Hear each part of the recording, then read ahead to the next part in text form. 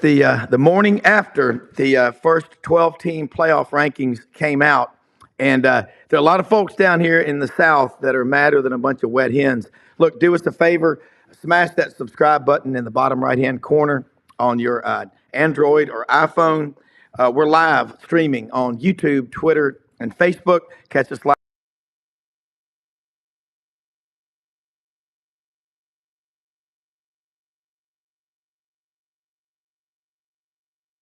Steve Barnhart going to join us in the first, and Buddy Martin's going to be joining us this morning. Brendan out on assignment today, and then Ken Capps will check in later in the show.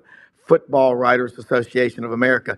Seems like everybody was either in Atlanta or Indianapolis over the weekend. So, Buddy, let's bring in Tony and Coach Johnson and try to make some sense out of what happened over the weekend, because I think a lot of people are sort of lost as to where we are, the SEC.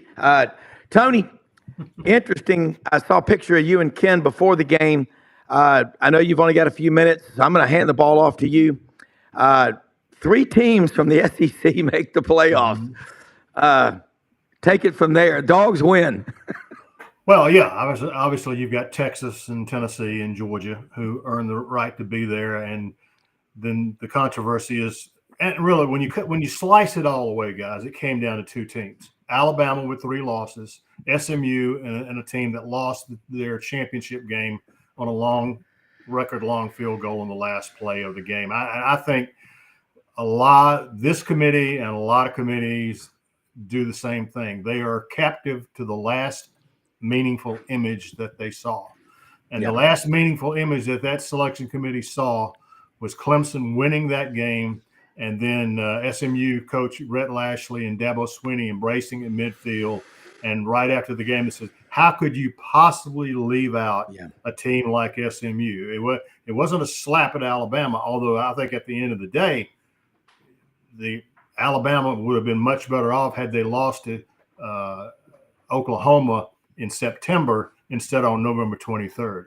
Bottom line, when you put it all together, I never thought that committee would put in Alabama and leave SMU out, given the circumstances, given how that unfolded. And that's why I couldn't wait to hear your show, Feinbaum's show, and all that, because the Alabama fans are not going to understand. Yeah, they don't. And look, you were there. Gunnar Stockton comes in. Can you, I don't know, the camera, maybe tilt it. Can you cut your headroom and move your head down a bit? Yeah, we're trying to get a better shot of you there. Let's see. It may be good luck with that. Okay. There we go. It's perfect. That's good. I'll say this. Gunnar Stockton comes in-state kid, but how about the handoff with one good arm from Carson Beck for the winning touchdown? And I was telling my wife that, Maria, that, games like that are why I'm still doing this 47 years. This long, because that was just drama, incredible drama.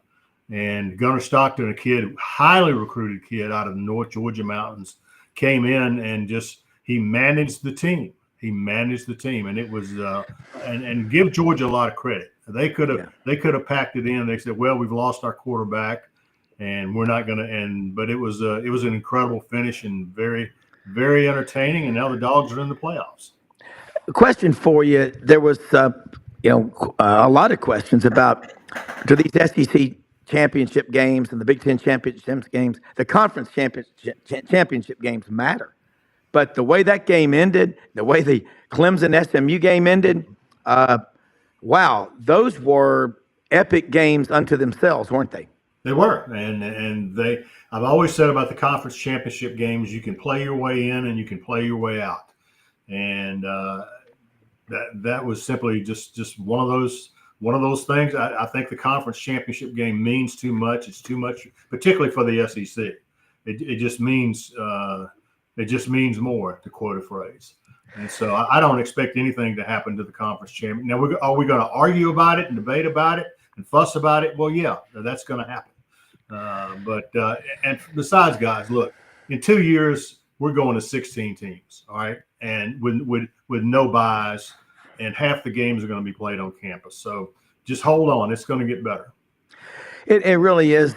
In the crowd there, talk about that. The Texas fans came up. And Coach Ellis Johnson's on with us on Mondays, and I wanted to bring him in.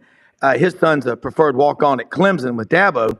So interesting perspective. But before I go to Coach Tony, and I know he's got questions for you, I want to ask you the future of conference championship games. It's in good hands. I mean, they're not going away. Do you think?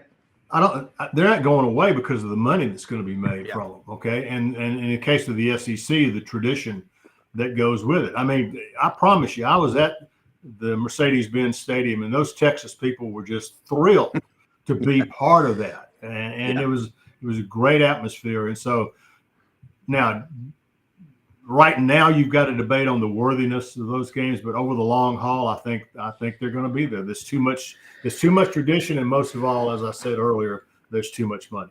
That's right. Coach Ellis Johnson, Tony Barnhart, Mr. College Football on with us on the Monday morning, and I can just hear the fans around the Southeastern Conference going, only 3, Big Ten got 4. Coach, what's your take with all this? Well, I'm a little bit partial to SEC, obviously, but when you look at it, SMU did not beat a top 25 team. Mm-hmm. 0. And I don't know how they slid in, and I frankly don't know how they got seated above Clemson when he just got beat 24 hours earlier on the football field. Mm-hmm. They always come up with the right measurement for the question. That's right. How did y'all decide such and such? Well, head-to-head competition is really, really important. How did y'all decide such and such? Well, strength of schedule is really important. And you just go down the line. I wouldn't want to be on the committee. I think it's an impossible job. Tony, I think if you're not right, you should be right. They need to go to 16 and cut out the buys. And they got to stop seeding this thing, with automatics for conferences that right. don't, and it's almost impossible to weigh schedules, but it's just amazing where some of these things landed. And I think in the first place, it was an impossible task for the committee. As long as it's a committee involved, and I don't care whether you go to 16 teams or 32 teams, as long as a committee is picking them, you're going to have a mess, I think. Yeah. Tony? Well, I thought the coach is absolutely right in the sense that the seeding is the problem. The seeding is where you've got a team that's ranked number 12 in your rankings, but they're your number 3 seed. And I just don't think the fans go, what does that mean? So let's simplify it. Let's go with 16 teams, seed the entire field, and go from there. And I understand what happened, guys. The only way that this deal was going to get done. Remember, this is the last 2 years of the current TV contract, and they did what they had to do to get a 14, 12-team playoff to get that done. And one of the things they had to get done was protect the conference champions. Okay, and that's why you had to have access to the group of 5. It's a real mess. We got to put up with it this year and next year. In 2026, everything's on the table from that point on. Yeah. Tony, when you look around at SMU getting in and the way that game ended, there's people saying, well, if it had been a blowout, they wouldn't have gotten in. But strength of schedule has to mean something. Head-to-head matchups during the regular season have to mean something.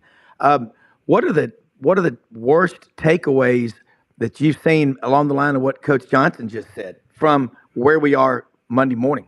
Well, the main issue, and you hear it from the coaches, and from their perspective, I totally understand it, is that committee does not understand what's going on in the SEC, what it's like to play Alabama this week and LSU next week and Texas A&M the next week, the cumulative effect of that, and playing that kind of schedule. Nobody else plays that kind of schedule, and Commissioner Sankey has said this over and over. Said, which one of these things is not like the other? And the SEC, and nobody wants to hear that. Anybody outside the SEC says, you guys think you're the only people in the world that play football. Well, everybody plays football. But the fact of the matter is, an SEC your typical SEC schedule. Look at Georgia. Look at Georgia's schedule this year and who they had to play and who they had to play on the road. And for them to win the conference championship and be the number 2 seed, What an extraordinary achievement. But that's the issue, is that the folks on the committee, how many of those people have any ties to the SEC and understand what that SEC schedule is actually? It's not just another schedule. And what the coaches and what Greg Sankey's saying, we need to get the credit for playing the toughest schedule in all of college football. Yeah. Rob, excuse me. I want to say good morning to Coach Johnson. It's been a long time since I talked to you, Coach Johnson. And also, Tony, we go back a ways. If I may just get in 2 cents here, I don't know what's going on. It's crazy. I know this much. I know when I saw the seedings and the first 4 teams put up, I thought, these guys all lost. I have to get this privilege. Right. And that's looking at this. Priorities are right, Coach and Tony. And one of the things we talk about in the SEC, and Tony, as you know, for 30 years, I've been preaching out the same hymnal about this playoff. I'm very much in favor of it, but it's not what I thought it might be, because I'm worried about the integrity of the conference. I'm worried about the matchups. I worry about us losing sight of the fact that what's the most important thing? When you play in a league where you got to go fight a fight if you're boxing and you're fighting a contender every week, every month, you're not going to make it. The SEC is different. It's the residual impact, Coach, of playing one team after another, getting back up again and doing it again, and being still being in one piece by November was a challenge. That was kind of lost in the process. But I mean, I will say this: overall, the game is better, but I'm a little bit worried about the future. Tony, I know you've only got about 5 minutes. You've got a hard out at 20 after, but along the lines of what Coach Johnson has said and Buddy just said, does this committee, they don't have a clue about the SEC. That's the whole point. You're running 8 400s with a 90-second break in between, and every one of them's got to be under 60 seconds. That's what life in the SEC. We would be insane now to go to a 9 or 10 conference schedule. I think that discussion has been tabled permanently. Well, yeah, what it comes down to is the SEC has got to get the credit for the kind of schedule that it plays. It's just different. And a 9-3 team in the SEC like Alabama, in fact, oh, by the way, they did beat Georgia. That has to be taken into account. And that's going to be a tough listen, because the other conferences in this organization already feel put upon that the SEC is getting everything that they want. The SEC and the Big Ten are getting everything they want, and we're left to pick up the crumbs. That's just why I thought in this particular situation that SMU was going to get in and not Alabama. I think we lost Rob there for a second. He's got a new toy, his Starlink, and it's Elon Musk tool. So he's dealing with that. Coach, I just want to get your take on what we just talked about. If you're going to look at a team and evaluate them, and you're going to evaluate the caliber of their opponents, not to take anything away from SMU. They had a great season. But as you said earlier, when you talk about this, it's the seeding that started before that put them in a position where they couldn't get out of it. They had to make a hard choice, and either way they went, it was going to be wrong. I don't know. It seems to me that, Rob's coming back in. It seems to me they got themselves in trouble. They lost their way, Coach. The whole setup, and I don't know if they could see this at the beginning. I think, again, Tony mentioned the main thing. This wasn't going to get done without throwing a crumb to the Group of 5 conferences and give them something to say, okay, let's do this. They also had to kind of get the bowls involved. So they had a lot of moving parts they were trying to deal with.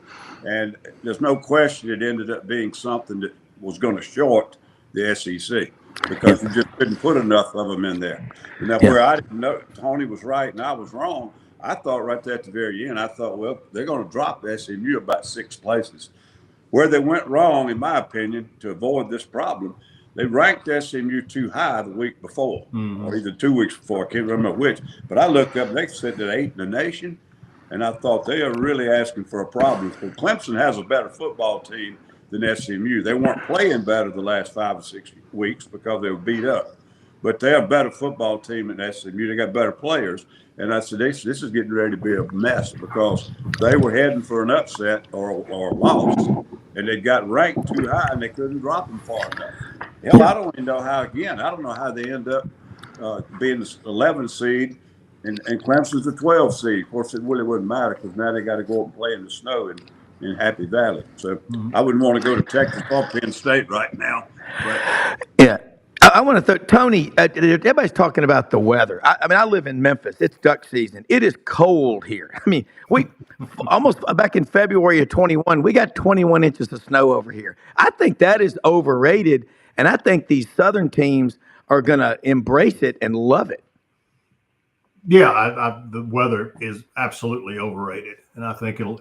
Now, I will say this: our friends in the Big Ten have always said we always have to play you guys in Florida, someplace where it's warm. We can't wait to get you in our weather. So, okay, fine, all right. You'll take that challenge, and it'll be entertaining. Yeah. So it'll be fun. Yeah. Well, Tony, I've been saying all year long, I still think Georgia's the best team in the league. I didn't back down from that stance, even after they lost to Ole Miss. I said because when you get them cornered, nobody's better at motivating a team to come out with their hair on fire than Kirby Smart. And I picked them to win again Friday. Most everybody I know was picking Texas. But Georgia seems to find excuses to win. I know you've got to go, but we want to get you back on soon. I apologize for little interruptions. We're playing with the new Starlink, and Brendan and I were working on it last night. We put it on during a thunder, well, not a thunderstorm, but rain. But we're going to get it right. But before you leave, what are you going to be writing about this week? I know there's a lot of big stories, and how do people follow you? Because you put out with your team some of the best work in America. Well, we're at our website is TMG, the media guides, tmgcollegesports.com. We're under the Athlon umbrella. I just posted a column there about 5 early impressions, and one of the things I just said that I just think the way the thing went down, I could not see that committee leaving putting Alabama in and leaving SMU out. So it's all about that and some of the games I'm going to be looking at and moving forward. But that's tmgcollegesports.com. Yeah, well, and it's Tony. You were right before the season too. Not even the adults can screw it up. The interest in college football. Everybody's talking about the teams that didn't get in as much as they are the teams that did get in. And you were right. You were right about that all along. It never wavered, man. It was a great season, guys. One of the most interesting seasons. I've been doing this 46 years, and this is one of the most, if not the most interesting season that we've ever had. Yeah, NIL is making it crazy, man.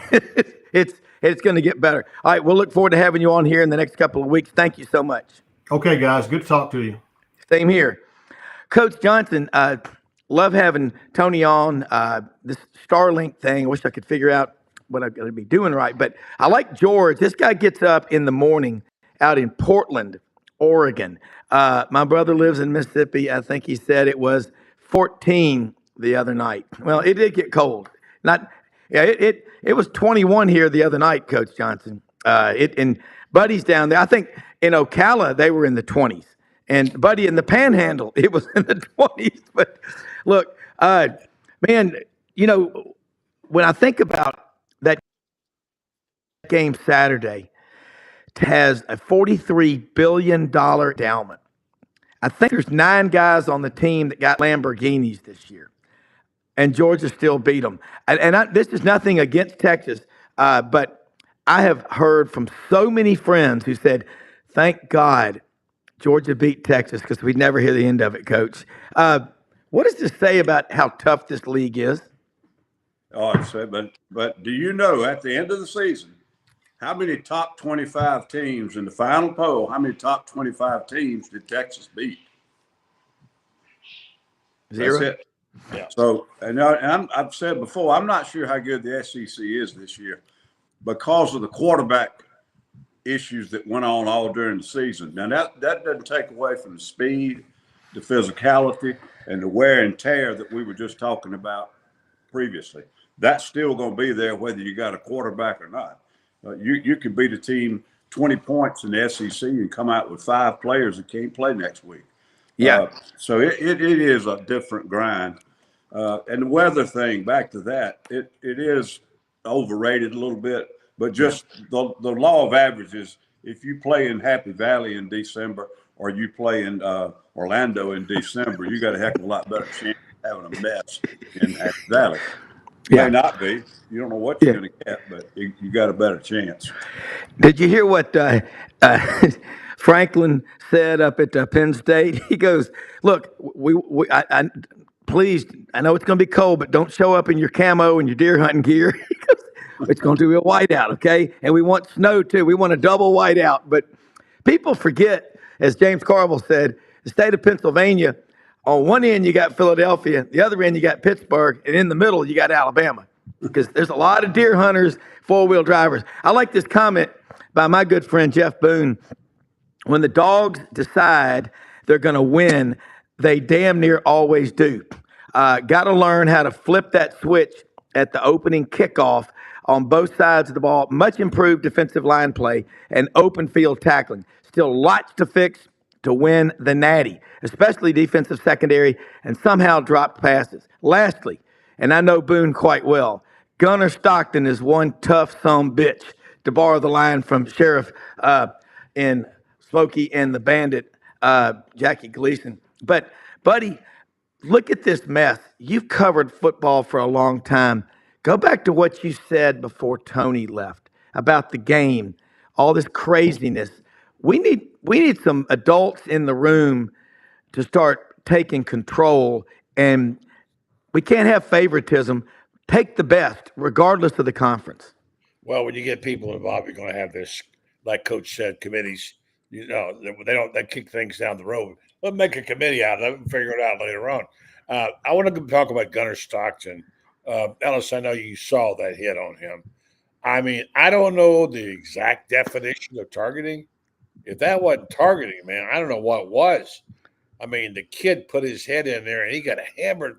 He was a defenseless quarterback. You talk about defenseless wide receivers. They didn't get targeting on that. It didn't matter, it turned out.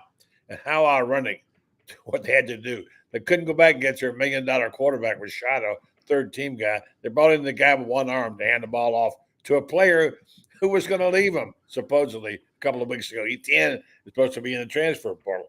It was a heck of a finish and a great football game. I think it was a de facto national championship game, in my opinion. But that's what football's all about. You talk about tough.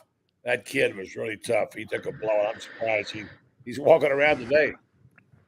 Coach, what do you say? I mean, thinking about what Buddy just said, the hit he took, you're a coach, you're down on the sideline. I mean, let's be honest, man. Football is a tough alpha male game. Gunnar Stockton endeared himself to the Bulldog Nation, didn't he? Oh, yeah. I mean, there were plays even before then, that he did things that were really gutty. I've been on the other side of that more than on the offensive side or whatever. Sometimes a kid's trying to get low enough to hit the ball, and it looked like that might have been what the kid was doing the other day. But as it ended up, it doesn't matter if it's intentional or not. The intention is a part of it, the rule, but you can get targeting without trying to do it. And, I mean, he hit him right in the helmet with his helmet. Right. It wasn't any doubt about it. So I don't know why it wasn't called and ejected or whatever. But, I mean, that's just Kirby, the job he did keeping that football team together. And this wasn't the first time. I mean, they've had some weeks where they didn't have all the guys, man. They beat up, and then they had some disciplinary issues. They had all kind of other distractions. And I've said it all during the year.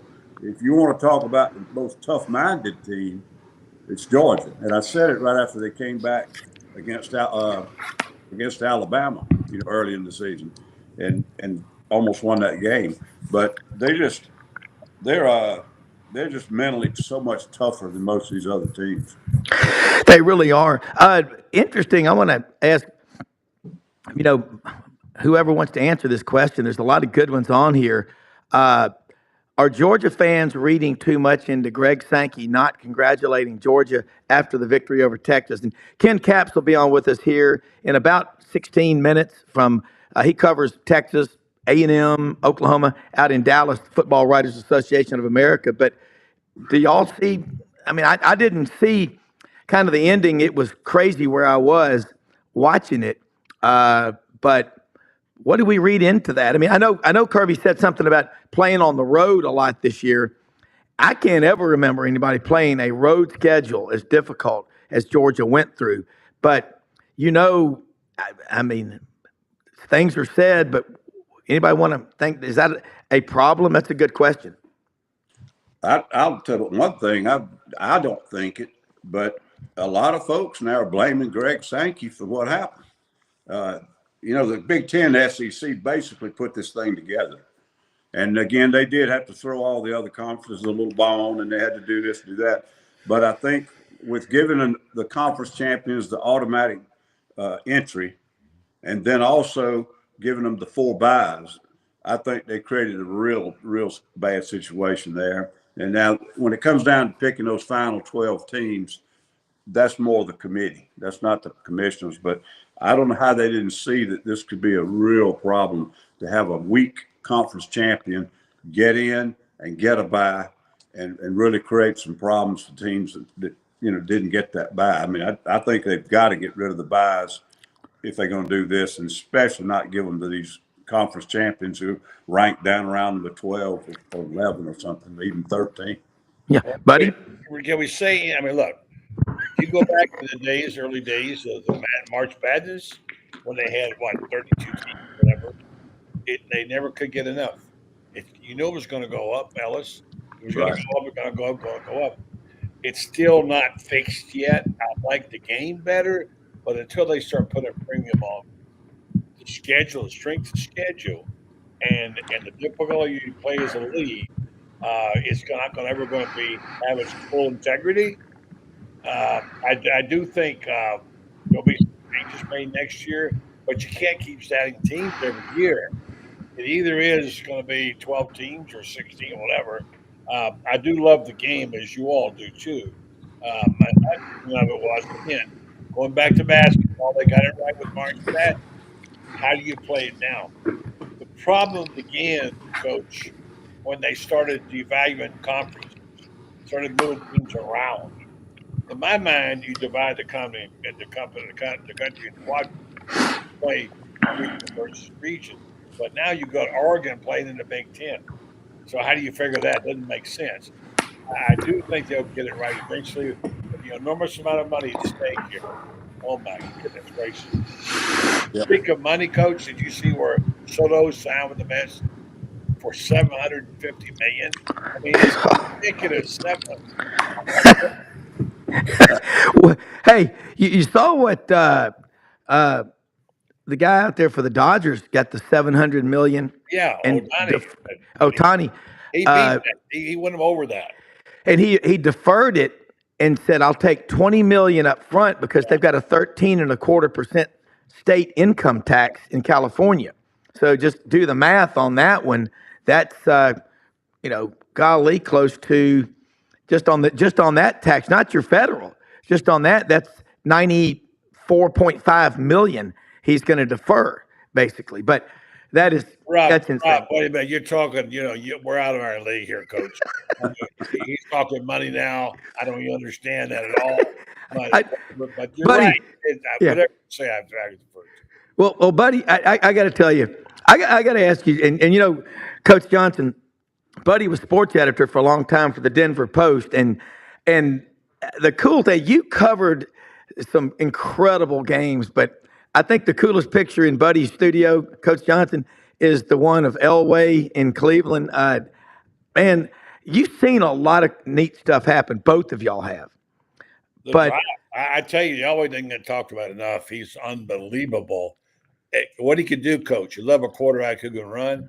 But a guy who is about to take a 7-yard loss and turns it into a 20-yard gain, that's magic. Like Mahomes. I mean, those guys are unbelievable what they do. And the quarterback is still the guy. And speaking of which, how do you like Favre's quarterback, Coach Johnson, right now? I couldn't. Who's quarterback? DJ Lagway. Oh, I think. Yeah, I've said before. I think he's been the whole difference in their season. They played pretty good defense all year, but they couldn't get out of their way. And then the quarterback quandary with Mertz And I know Billy had a tough decision because I think Mertz was supposed to be the team leader in the locker room. And when he finally had to make that change, it ended up turning that whole football team around. And then they lost him for a week or so. Yeah. And he came back. And I mean, in between, they weren't a good team. And now with him, they're a really good team. And I think they made the right decision to stick with Billy, too. Yeah, that was the one that changed things, Rob, right there. Real coach real fast for John for the team defense. This defense came out of nowhere. Rob, we talked about how terrible they were. Couldn't get the right number of people on the field, couldn't stop anybody, could never get out of it, couldn't stop anybody. And all of a sudden something happened magically there in mid-season during the open date where they kind of a light bulb turned on. They changed their defense. They went to a little bit more of a bend but don't break thing in the last 3 games. And my gosh, Billy did one of the great coaching jobs I've ever seen, Coach Johnson and Rob. Yeah. It really was. And Coach, you've talked about knowing and having recruited against Billy Napier in previous years. This league, to be able to turn a season around, as tough as this league is, and that last 5 games, we were talking, Buddy and me and Ben Troop and Brendan and everybody preseason. Franz Beard was with us. How many games you think they'll win? I did pick the Gators to win 8. I didn't pick all the games right, but I picked them to win 8 games. I just said, I think DJ Lagway will end up being the quarterback, but he's a guy that elevates everybody else's play around him. I want to get to this before Ken Capps joins us, to Coach Johnson. You look at what happened over the weekend. Now you got these bowl games. We need to do something to, like, NIL contracts or whatever. The players have to play in the bowl games. I'm worried about guys. I just think what happened at Florida State last year when 31 players quit on the team. I don't use the term opt out. I'm not using that. That they quit. That set off, ignited a cancer culture in the locker room, and Florida State's been in a death spiral ever since. How does Mike Norvell stop that death spiral? I mean, it's awful. And DJ Uiagalelei, whatever, I think you said that may have been, it just didn't work out. Yeah, I don't know. He's a good player, but he's not a great player. And based upon his past performances, and some of them against Florida State in his previous years at Clemson, I'm not sure why they went after him, but maybe it was the best one they could find on the market. I'm not going to start rumors, but I did get it. I got it from an Auburn guy last night that Auburn is trying to buy South Carolina's quarterback. That's true. And they're going to give him whatever they got to give him. Yeah. And I don't know that South Carolina can keep him. I don't know. He's a local kid, and he may not leave. He's a great kid. Yeah. It may not come down to more money, but if it does, they go to Auburn.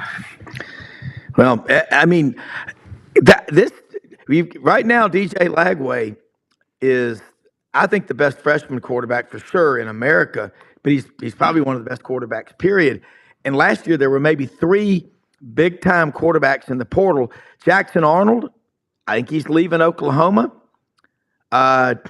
It got so bad for him, somebody on TV game 3 weeks ago called him Arnold Jackson. I mean, it's bad when they can't get your name right. But, all right, guys, looking at the national picture, these 12 teams in there, who is y'all's pick based on everything right now to win the whole thing? Start with you, buddy. Well, I favor the SEC naturally. I got to respect Oregon a lot, what they've done, their quarterback. I just voted for my Heisman Trophy vote here yesterday. I can't say because of the rules who I voted for.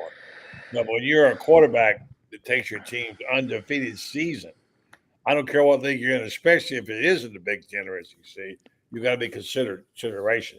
Right now, I think it's a weird year. It's one of those years where, like I like to say, anybody can win. I don't know what to think, but in my opinion, if I have to pick, I'm going to go with Georgia or Texas. I'm not sure which. All right. Hard not to like those picks. Coach? Yeah, I'll go. I kind of go with Oregon. I think Georgia is a better football team, but I don't know how they're going to make it through after what they've been through. Just the physical grind, and for them to get there, they don't have a real tough bracket. They've got, I think, a little bit easier bracket than Oregon does, but I think Oregon beat 3 top 25 teams. Excuse me, yeah, 3, 10, 20, and 2 of them in the top 5 this year. And if you put any value on the poll, but beating Ohio State and Penn State and Illinois, and not losing a football game, and sometimes they seem like they do it so easy, but they do have. I mean, they get the winner of Tennessee and Ohio State. That's pretty good matchup right there, right out of the gate. But if they win that one, I think they go all the way. Yeah, I'm going to stick with Georgia to win it all. I think that I like the makeup of the team, but I like more than anything their physical toughness and that mentality that Kirby, and I thought that was so petty before the TCU game a few years ago when someone leaked out. Listen, what coaches? Things I've said to people in the heat of the moment in any kind of competition, trying to do a bond trade. I mean, you don't even want to know what's said on a trading floor when you've got millions of dollars at stake and you have literally seconds to get it done. But I'm going with Georgia. And if it isn't Georgia, I am going to pick Texas. Texas, guys, no. So you look at what you saw in Georgia, Texas, Saturday in Atlanta, and Ken Capps joins us. Ken, you're missing half your head. There you go. Come down a little bit where we can see you. Okay. There you go. There you go. That's good. Yeah, we got Coach Ellis Johnson on here over in South Carolina. Buddy Martin, Brendan's dad, is filling in today. Brendan had a school meeting this morning, and I'm here. Ken, you were there covering the game. We just picked our teams. I have Georgia. If it isn't Georgia, I'm picking Texas because what I saw Saturday, and we're going to be rapid fire, so we'll keep it, short. What I saw Saturday out of Texas is they've got a big boy defensive front, and Steve Sarkisian is one of the best coaches in America, and it was 2 guys from the Nick Saban coaching tree. I'm not surprised at all, but your thoughts? Well, I agree with you on Georgia. I mean, I was very surprised again that Texas, with all of this talent on both sides of the ball, and then you're right on defense, especially number 1 defense in the country, and all these playmakers on offense, had 5 chances in the red zone and came away with just 9 points. And so, I mean, I think when I look at how the game turned out, and the Texas only fell to 5, and look at their brackets, I think they've got a pretty good path to get to the championship game. If they, getting past Oregon, I think will be tough, but they get to play here at the Cotton Bowl if they get that far, which will be a great advantage for them. But Texas has shot itself in the foot way too often on Saturday. I mean, my gosh, they should have put that game away in the first half. I mean, they were just dominating Georgia, but they couldn't do it. They turnovers, penalties, missed kicks, poor special team play all the way around. I mean, those are not the marks of a national champion. So Georgia found a way to win playing with 3 quarterbacks. So, Trevor Etienne coming back and scoring 2 touchdowns, rushing for 94 yards against that defense. So it's kind of hard not to pick against Georgia, especially when they've won 2 out of the last 3 national championships. I definitely think Texas has a chance, and that's the way Sark set up the team. I love somebody asked him this question. I was in the press conference after the game. Somebody asked, one of the reporters, I love being with my colleagues, but sometimes they ask kind of silly things. They go, Coach Sark, where's your head at after losing this game? And I just was like, what does that mean?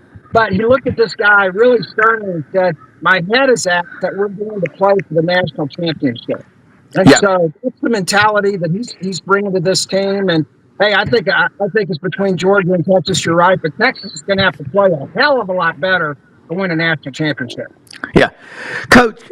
Listen, and Ken, maybe it's you're overmodulating, but I look at Texas and Georgia. You've got Oregon, Coach, picked to win the national championship, and it all boils down to line of scrimmage. What did you look at Texas? You look at Georgia. Look at Oregon. I tell you, a team nobody's talking about, and I agree with what one of the viewers is saying, is Tennessee. Their quarterback is getting better, but they've got a great defensive front. They can run the ball. Evaluate, and I want to get back to Kim, but evaluate that. And then I want to get to the Bevo question here in a minute. But, Coach, about Tennessee. Well, I was on their bandwagon a little bit early in the year because their defense was playing so well. But as the year went on, the quarterback was so highly touted, and he played more like a freshman than he did a big-time player. And I know he may have improved, but mainly he's improved because they're not having to make plays like they were initially. They've really gotten away from what Heupel likes, and that's throwing the ball down the field, because they weren't connecting and they were losing, low percentage throws and so forth. But then they went down to Georgia, and their defense didn't travel that day. And when you have, and you say, oh, it's just one game and it's the Georgia Bulldogs. If you're going to win a national championship, your defense can't just not show up on any given day. And that's when I sort of thought, well, maybe they're not good enough this year. But I think, if they beat Ohio State and Oregon, hell, they ought to be the national champions. I haven't watched Oregon all that much, but not to really study them. But the thing, I just keep going back to them, and I'm an SEC guy too, as you know. Oregon's just been more consistent than everybody this year. And then their quarterback, he's been there every game and he's played well. And it's hard to find a college football team, even in this bracket, who's had their quarterback every week and healthy every week and make it all the way through the game each week. Yeah, Dylan Gabriel's got 15,000 passing yards. Yep. He's been playing for 11 years. He's another one of those Hawaii kids from Honolulu. Yeah. I think it's that St. Louis Catholic school out there. My kids, that's where I go to church, is St. Louis, in Memphis, of course, not Honolulu. But Ken, let's talk about Bevo. Somebody asked me, Jeff Boone, my friend, who's a serious dog, grew up in Atlanta and Athens. He said, does anyone know Texas's record without Bevo being on the sidelines? Boy, that would be a great question. I don't know. The answer is I don't know. I don't even know if they keep a record of that. But I will tell you this. I mean, I don't think that the SEC. I think they underestimated the backlash they were going to get about Bevo not being there. I mean, that was the talk of the town that morning of the game. People just gnashing their teeth about it. And and I sent you a few pictures from the press box. There were several places where Bevo's footprint, where his little steel fence could have gone. So that was just a real miscalculation on the SEC's part. I also found out something else. Why didn't I don't know why didn't he? Why wasn't he there? Because the SEC said there wasn't enough space at Mercedes-Benz Stadium, and and of course nobody bought that. Nobody bought that. And again, I took pictures and to show it. But I also have another little piece of information I found out. There's another group on campus that you know of. They're called the Texas Cowboys, and they're the young men that take care of Smokey the Cannon. So at DKR, Smokey the Cannon sits on the one side of the south end zone, and then Bevo is on the other side. Okay, and again, there's a little bit more room in DKR than Mercedes-Benz, but not much. But anyway, so those two comfortably reside there during home games. Well, anyway, the Cowboys petitioned the SEC to bring Smokey the Cannon to the game, and they were given the same response: sorry, no can do, not enough room. And you know, again, it's tight down there, but it's tight at every stadium. Yeah. There was room. There was room. Yeah. So I hope that if Texas does get past Clemson in Austin and they go back to the Peach Bowl in Atlanta there to play in the stadium, I hope that I hope the Peach Bowl folks will figure out a way to at least get Bebo in there. And hey, bring on Smokey, man. The more college football pageantry we have, the better, right, guys? Absolutely. Hey, let me ask you a question real fast, Rob. Sorry. What are they going to do when Oklahoma gets there and the schooner comes down? They're going to get it. Bring the schooner. I know, of course, but we know about that. We've seen it. But, there's obviously some lawyer involved somewhere in this with Bevo, but you can't not have Bevo at. What are they going to do to get to the national championship game? I figured. I thought it was probably Mercedes-Benz. I thought maybe the stadium people said we don't want a big live mascot in our. No, it was the SEC. It was the SEC. They put out a statement saying that we looked around, we couldn't identify any space that where he could go, and so anyway, you know, hey, it's over. It's the past. But it was a noticeable. He was noticeably missing from the sidelines. And then, but let me tell you about Uga for a minute. Now, and of course, you know, Uga's got a much smaller footprint than Bevo. I get that, okay? But they showed I took a picture of this too from up on the big screen. The guys that handle Uga put him in like some very small crate, like you would take your dog to the vet in, you know? I mean, and I was like, man, Uga, again, I'm for all live mascots. Uga needs to be sitting out on a little carpet somewhere, you know, watching this game. He does not need to be crated up. And I kind of felt sorry for him. Well, the whole funny thing was in 1996, in the Auburn-Georgia game, Auburn wide receiver Robert Baker from P.K. Young High School in Gainesville, Florida, caught a touchdown pass in the corner of the end zone on a fade route, and he ran right into Uga, and Uga snapped at him right in the private in his private areas, in his swimsuit area. About just, you know, it was rough. But I'm with all of y'all. Bevo, Smokey, Uga. You know, and Buddy, they don't have a live gator at Florida. They've got that rooster. They used to have a live gator, by the way. And by the way, you got to Ken, you're new to the SEC. It's not Uga, it's Uga. Just so you know that. It's okay. It's Uga? It's Uga. Yeah. Okay. It's the well, unfortunately, we didn't get a chance. They didn't let the media, the media like me, they let photographers go on the field. But I couldn't get on the field pregame because I really wanted to get my picture with him because I think he's a cool dog, and I thought, you know, he's just part of that college mascot pageantry and history.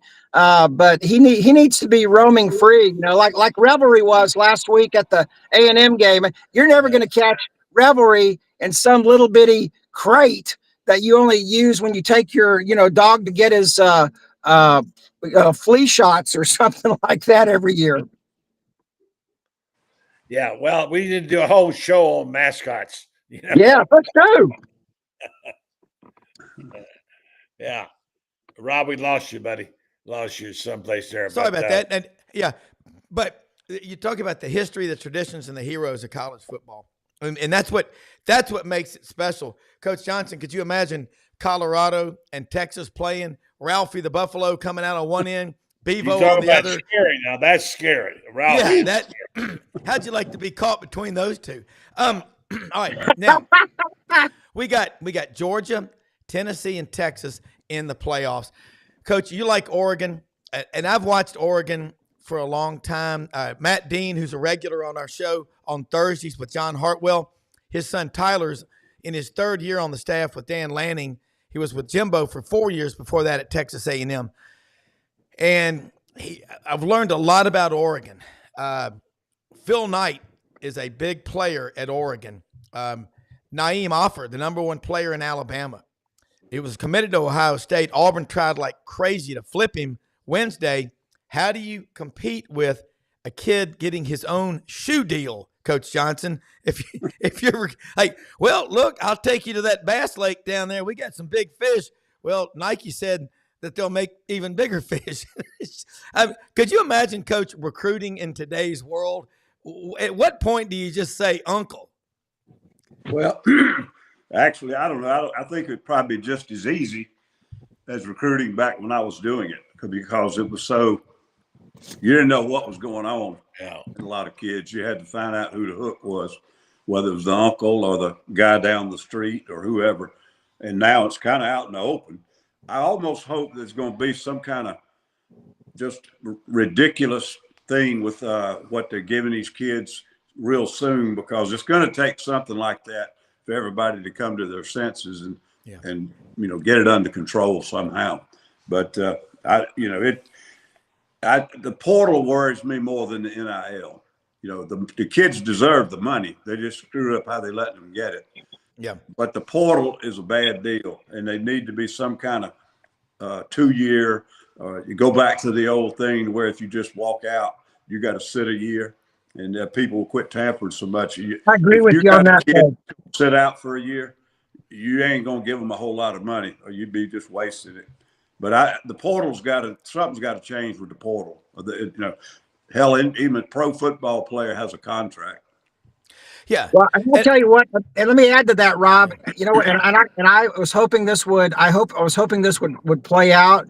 But the one thing I'll say about the portal this year is, bowl games once again mean something.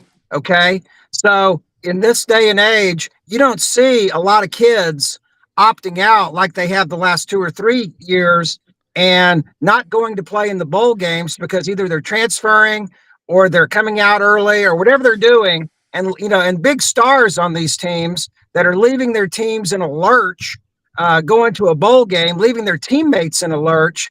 Now that these bowl games really mean something again, all these kids are sticking around, man, because they, especially the 12 teams but even some of the other teams, very, very little portal movement in the teams that are at the top, because all these kids know that they're playing for something, not just a bowl trophy. Yeah, Right. The ones that are in the playoff bowls, they're not leaving. But as soon as they're out of the playoff, they'll be out the door. Sure, absolutely. The ones like the Citrus Bowl and the Outback Bowl and some of those, you're going to see a lot of kids not show up. But I'm just glad to see that that the bowls are that the traditional bowls, the really big bowls. And I'm a bowl geek. I like every bowl out there. But I'm glad to see that in these big bowls that they mean something, and the kids are not opting out, because what I always get mad about is that that's leaving their team in a lurch. Okay, they're leaving their team in a lurch. And to have a great team, and then 2 or 3 of your best players go out and don't play, and you get your butt kicked in a bowl game that you should have won. I just don't think that's right. Yeah, let me say something real quick about our sponsors. I'm gonna do it cold. We got a lot of sponsors, and one of them is LandersFordMemphis.com, number one Ford dealership in the Mid-South, open Monday through Saturday, 7 a.m. to 6 p.m. service department, and they've got a big one. They actually will come to your home or your office, pick you up, and take it's easy. Just trust me. Brad Bellamy, the general manager, our good friend, ask for him. Tell him you heard about him on Sidelines. Sales department, cars, trucks, and SUVs, new and used, open 8 a.m. to 7 p.m. Again, open every day of the week except Sunday, okay? Landers Ford, all over the Mid-South. They will deliver anywhere. Click on that QR code. We'll have everything back up in the morning. But I also want to say about another one of our sponsors, Hewlett and Dunn Boot and Clothing Company on the historic square in Collierville, Tennessee. Look, it is Christmas time. They're open every day of the week. Y'all, the website, hewlettanddunn.com. They carry Barber, Filson, Duckhead, STS, Schaefer, Pendleton, men's and women's clothing, over 7,000 pairs of boots. All right. Great looking gear for men and women and for kids. They've got luggage, Filson luggage, everything you're looking for. Charles Hall, JM, Charles' wife, Laura, Raven. You go in there, they know your wife, your girlfriend, they know what you like. They'll every time you go in there, they'll have something up at the front counter waiting for you, okay? And they've got duck camp gear, awesome stuff in there at Hewlett and Dunn. And again, the season reopens in Arkansas tomorrow in 23 hours, 7 minutes, and 10 seconds. It'll reopen the second split in Arkansas. Winter Timber Outdoors in Athens, Alabama. They've got all your shooting sports covered. Duck hunting, deer hunting, turkey, quail, pheasant, grouse, big game hunting, elk, Dall, sheep, moose, whatever. They got over 2,000 shotguns, rifles, and handguns in stock in the store, and a well-trained, competent staff when you go in there. They're great people to work with. Kenny Winter, Dylan Monroe, the chief operating officer there at Athens, Alabama. Here's what's cool about them. Their plan is to grow in the Southeastern Conference footprint. They just broke ground a couple of weeks ago on a new store in Auburn. They're looking at locations in Athens right now, Fayetteville, all over the Southeastern Conference. Winter Timber Outdoors, located in Athens, Alabama, opened every day of the week. All of our sponsors, find them at sidelines.live. Guys, another thing when you look at what's going on in college football, Coach Johnson, you talked about the portal. I just say we need to be teaching financial literacy, because nobody with gray matter between their ears that I know that has lots of money, and I've been a financial advisor 33 years, nobody I know has ever purchased a Lamborghini SUV. Most of the wealthiest people that I know, and one of them, I remember what they did in high school. That person had I'll just be honest, the ugliest car on the parking lot at that high school. Okay? There was a point being made there that you're going to have to earn your keep. And as another parent said, you don't have split. You know what I'm saying? I do. You don't. You got to keep that carrot out in front of them.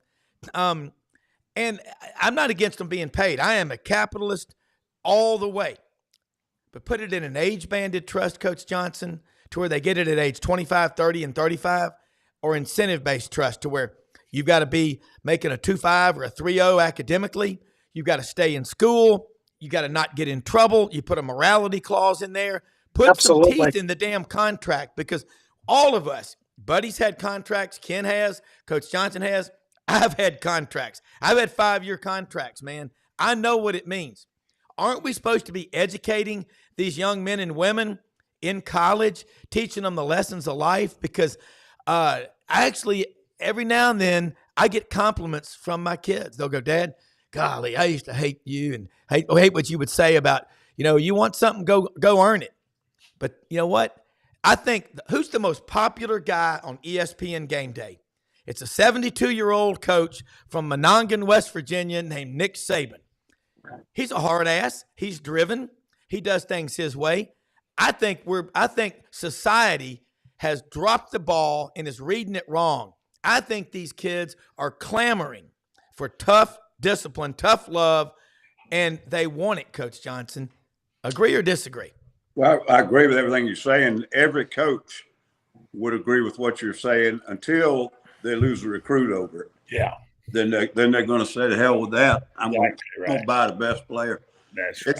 That's just the way it is. And I mean, everybody would say we're not helping these kids. Mm-hmm. But when it boils down to, if you don't give these kids this, and this, you're not getting him. And if you do give him this, and this, he's coming there to play. They're going to give him what he's asking for. The players got the power, Rob. That's why you're not going to be able to enforce that. It's just not the way it is today in the real world. It'd be ideal if you could. Like to say that the game has changed, Ken, and the guys who adapt, Alice, are the ones who are successful. Nick Saban, one of the genius things he did was he adapted. Look at all the changes he made. Yeah. So you It'd be nice to say, here's the law and order. Here it is. Sign here. These are the rules. Do it my way. Ain't going to happen that way anymore. Well, I just say people, Coach Saban did adapt. Coach Bryant adapted to platoon football and changes in football. All great people are great innovators, Ken. You picked the coach. You knew Darrell Royal. He would have. They all adapt, improvise, adapt, overcome. As my friend Chris Lynch's father, my friend would say, a Georgia Tech grad who basically invented the thing that makes a gas pump turn off. He put a patent on it. Mr. Lynch would say PTE, push through and execute. I like acronyms. They're pretty easy. We got a few minutes left before we go. Coach Johnson, great perspective. Buddy, always. Ken, the Texas people, what they think about Atlanta? What was the general feeling out there in Dallas and all? Because I saw a lot of stuff from Frank Duffy and Billy Roberts before the game, and Jimmy McDavid. Hopefully he's watching the show right now. He was in a deer stand trying to shoot a wild boar Friday. But I saw the Texas band in the pregame, all the stuff. It would have been cool with Bevo there, but what kind of reaction did they have about Atlanta and the way the SEC does a championship? Oh, I mean, it was the attendance was right around, I think it was 80,000, and the place was rocking. Both of the bands did a fantastic job. It was great pageantry, great atmosphere. The only thing that kind of got me was they unfurled a big Texas flag, and the Georgia people booed the Texas flag. So I guess that's just part of what we'll have to get used to in the SEC. But okay, not a Texas University of Texas flag. I'm talking about the state of Texas flag. I love that flag. Everybody knows what the Texas flag looks like, right? Yes, the Lone Star, baby, the Lone Star. So, but everybody had a great time. It was a little chilly, but that's football. I mean, for God's sakes, it's December, and the game was indoors. I mean, I think and again, look at what happened this year to the Big 12 championship. I mean, we were watching that on TV in the press box. There was nobody at that game, and I mean, they didn't sell very many tickets to that thing at all. And boy, that's something that Brett Yormark is really going to have to think about going forward. Because I mean, Arizona State, Iowa State just didn't travel at all. And I mean, that was, it was not a good look, because when Texas and Oklahoma were in that game, that place was always packed. Where did they play the game? In Jerry's World? In Jerry World, yeah. Yeah. It's Iowa State. Yeah. Come on, man. Come on. No, I know. And, it's hard to get from Arizona to Dallas, especially if you're going to drive. And but anyway, I think the Texas fans traveled well. They had a great time. They were partying it up just like the Texas fans do. I mean, I heard about all the things they did Friday night, and took Atlanta over, and I didn't get there till Saturday till 11, so I missed all the festivities like that. And then I sat in Hartsfield yesterday 8 hours trying to get back here, and now I'm in a 7-Eleven parking lot. So y'all cut me some slack this morning. Hey, Ken, I want to throw some. Talk about the Georgia fans booing when the Texas flag was unfurled. I think Buddy and Coach Johnson will agree, and you probably will too. Nothing will ever top the Philadelphia Eagles fans booing Santa Claus. There you go. And the Easter Bunny. And the Easter Bunny. That's a rough. I feel like Rodney Dangerfield. Tough crowd. I don't know what to say. But all right, we're gonna wrap it up here right now. Can I ask you one question real fast about SEC experience? I don't know. You become enlightened at some point about when you've been raised on SEC football. Mine was when I moved to Colorado for 15 years.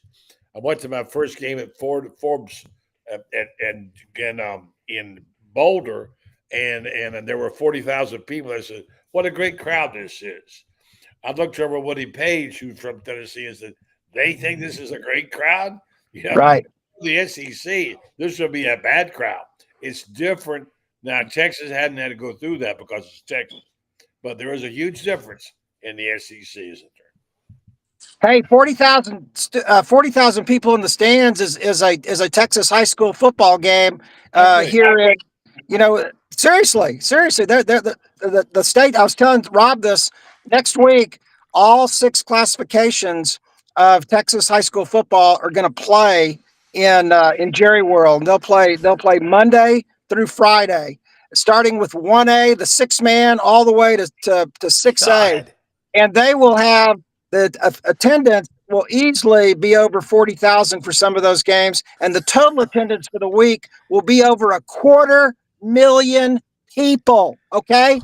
People come in from around the country to watch this. I mean, they come in from I met a guy last year that came in from, Pennsylvania because he wanted to watch Texas high school football. So you're right. I mean, and I think Texas in that way fits very well into the SEC. I mean, Clemson, yeah. There's 100,000 people in DKR every week, no matter who Texas plays. And this Clemson game, I already see that, the ticket prices are going up, up, and up.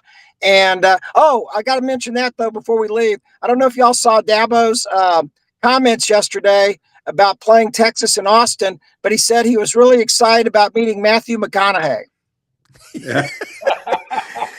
Oh, my God. I mean, guys, I think what we just this weekend was amazing.